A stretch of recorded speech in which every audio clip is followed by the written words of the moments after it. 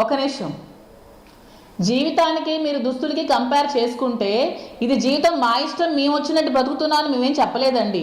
మా పరిస్థితుల ప్రభావంతో మేము ఇబ్బంది పడుతున్నాం. సమాజం దృష్టిలో తప్పని మీరు అనుకోవచ్చు, కానీ మా పరిస్థితులు ఇవి, ఈ విధంగా మేము కలిసి ఉండాల్సి వచ్చింది.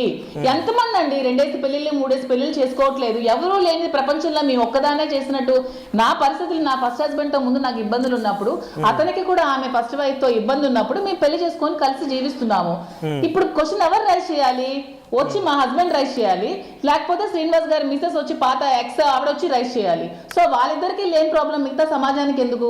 వాళ్ళు మాకు రెస్పాన్సిబిలిటీ, మేము వాళ్ళకి రెస్పాన్సిబుల్. వాళ్ళు మా క్వశ్చన్ అడిగితే మేము ఆన్సర్ చెప్తాం. 2 years నుంచి ఆ లాస్ట్ ఇష్యూ తర్వాత ఇప్పటి వరకు ఎప్పుడైనా వాణి వచ్చి ఎవరికైనా మేము క్వశ్చన్ చేసిందా?